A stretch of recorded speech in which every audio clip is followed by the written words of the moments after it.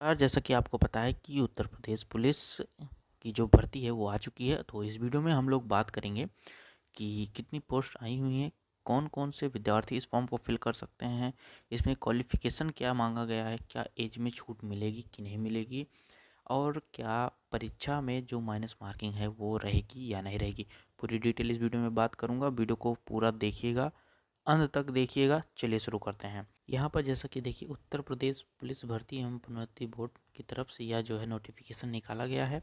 और इसमें कौन कौन से पद रहेंगे, इसमें आरक्षी नागरिक पुलिस, आरक्षी पीएसी, आरक्षी विशेष सुरक्षा बल, महिला बटालियन हेतु महिला आरक्षी, आरक्षी घोड़सवार पुलिस, जेल वार्डन, ये 5 प्रकार की भर्तियां आपको इसमें देखने को मिल रही हैं।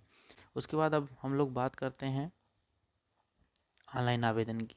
जो ऑनलाइन आवेदन है वो आपका 31 दिसंबर 2025 से स्टार्ट हो गया है और 30 जनवरी 2026 तक चलने वाला है, यानी 1 महीने यह आपको पूरा मौका यहाँ पर मिल रहा है। जमा करने की जो शुल्क डेट, लास्ट डेट है वो 30 जनवरी ही है। उसके बाद सबमिट करने का जो है वो तिथि क्या है, 2 फरवरी यहाँ पर दी गई है। इसके बाद हम लोग बात करेंगे कि अभ्यर्थी को आवेदन करने से पूर्व ओटीआर करना बहुत ही ज़रूरी है। ओटीआर आप लोग इसको कर लीजिएगा, तभी आप लोग इस फॉर्म को फिल कर सकते हैं। उसके बाद बात करते हैं आवेदन शुल्क की बात करते हैं तो इसमें सामान्य ईडब्ल्यूएस और अन्य पिछड़े वर्ग के लिए 500 रुपये और अनुसूचित जाति या अनुसूचित जनजाति के अभ्यर्थी के लिए 400 रुपये देने होंगे, वो चाहे मेल कैंडिडेट हो या फीमेल कैंडिडेट हो। उसके बाद शैक्षिक अर्हता में आप लोग को पता ही है कि पहले इसका एग्ज़ाम होगा, एग्ज़ाम के बाद आपका क्या होगा, फिजिकल होगा, है ना। उसके बाद क्या होगा, मेडिकल होगा, ठीक है ना। अब यहाँ पर देखिए, एक इम्पॉर्टेंट लाइन आपको बताने जा रहा हूँ कि आवेदन करते समय अभ्यर्थी को अपेक्षित शैक्षिक अर्हता अवश्य धारित करनी चाहिए तथा उनकी अंक तालिका अथवा प्रमाण पत्र तत्समय उसके पास उपलब्ध होनी चाहिए। कहने का ये मतलब है कि अगर आप फॉर्म फिल कर रहे हैं, आप 12th पास हैं, तो आपके पास मार्कशीट होनी चाहिए और सर्टिफिकेट उस भी उसका होना चाहिए 12th क्लास का। अगर आप अपीयरिंग में हैं तो आप इस फॉर्म को फिल नहीं कर सकते हैं। अगर आप 11th पास कर दिए हैं, 12th में पढ़ रहे हैं, तो आप इस फॉर्म को फिल नहीं कर सकते हैं। आपका फॉर्म क्या होगा, रिजेक्ट हो जाएगा। तो क्वालिफिकेशन आपको समझ में आ गया, 10+2 यानी इंटर जो पास हैं वही बच्चे इस फॉर्म को फिल कर सकते हैं। उसके बाद यहाँ पर देखते हैं आगे, आयु में जो आयु का मुद्दा है वो बहुत बड़ा मुद्दा आ गया है। इसमें देखिए, कह रहा है कि आयु क्या होनी चाहिए, पुलिस अभ्यर्थी के दिनांक 1/7/2025 को 1/7/2025 यानी 1 जुलाई 2025 को 18 वर्ष की आयु प्राप्त कर ली हो और 22 वर्ष की आयु प्राप्त ना की हो, अर्थात अभ्यर्थी का जन्म 2 जुलाई 2003 से पूर्व तथा 1 जुलाई 2007 के बाद नहीं होना चाहिए। अर्थात कहने का ये मतलब है, जो एज है वो 18 से 22 साल तक ली गई है, ये जनरल कैटेगरी वालों का, इसमें छूट नहीं मिली है।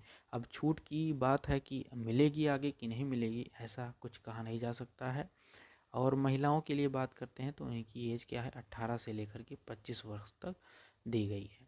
और इनका जो एज होना चाहिए वो 2 जुलाई 2000 से लेकर के 1 जुलाई 2007 के मध्य में होना चाहिए। अब यहाँ पर आयु के बारे में सीधा समझा दिया गया है। अगर आप सामान्य कैटेगरी से आते हैं यानी जनरल में आते हैं तो आपकी एज 2/7/2003 से 1/7/2007 के बीच में होनी चाहिए। महिलाओं के लिए 2/7/2000 से लेकर के 1/7/2007 के बीच में होनी चाहिए।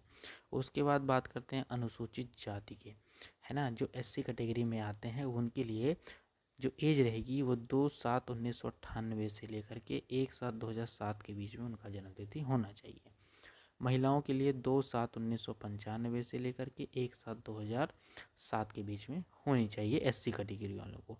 अनुसूचित जनजाति के लिए भी वही सेम है, जो SC के लिए है वही क्या है हमारा ST के लिए भी है। अब बात कर लेते हैं अन्य पिछड़े वर्ग वालों बच्चों के लिए। अगर आप अन्य पिछड़े वर्ग में आते हैं तो आपकी जो एज होनी चाहिए वो 2/7/2018 2/7/1998 से लेकर के 1/7/2007 के बीच में होनी चाहिए अगर आप मेल कैंडिडेट हैं। अगर आप फीमेल कैंडिडेट हैं तो 2/7/1995 से लेकर के 1/7/2007 के बीच में आपकी एज होनी चाहिए। ठीक है, ये हो गए आपके सारी जानकारी। अब हम लोग आगे बात करते हैं जो परीक्षा है, जो आपका पेपर है वो जो है किस किस सब्जेक्टों में कितने नंबर का पेपर इसमें दिया जाता है। देखिए, इसमें जो परीक्षा होगी वो लिखित परीक्षा होगी, और आपकी जो परीक्षा होगी वो लिखित परीक्षा 300 अंकों की होगी। इसमें समय जो दिया जाएगा वो 2 घंटे का दिया जाएगा। इसमें 4 विषय होंगे, एक सामान्य ज्ञान, दूसरा सामान्य हिंदी, तीसरा संख्यात्मक एवं मानसिक योग्यता, और चौथा रहेगा मानसिक अभिरुचि, बुद्धिलब्धि एवं तार्किक क्षमता। 4 सब्जेक्ट, कहने का मतलब जीके जीएस रहेगा आपका, उसके बाद मैथ का रहेगा पोर्शन, उसके बाद रीजनिंग का रहेगा, रीजनिंग के बाद क्या रहेगा भैया, हिंदी रहेगा। इसके कुल मिलाकर के 150 क्वेश्चन आएंगे। ये कितने नंबर के रहेंगे, 300 नंबर के रहेंगे। अब बात कर लेते हैं नेगेटिव मार्किंग रहेगी कि नहीं, तो नेगेटिव मार्किंग नहीं रहेगी। नेगेटिव मार्किंग नहीं रहेगी, फिर से बोल दे रहा हूँ आपको, नहीं रहेगी। ठीक है, आई होप आप लोग को वीडियो पसंद आई होगी। अगर वीडियो पसंद आई है तो वीडियो को लाइक कीजिए। नमस्कार।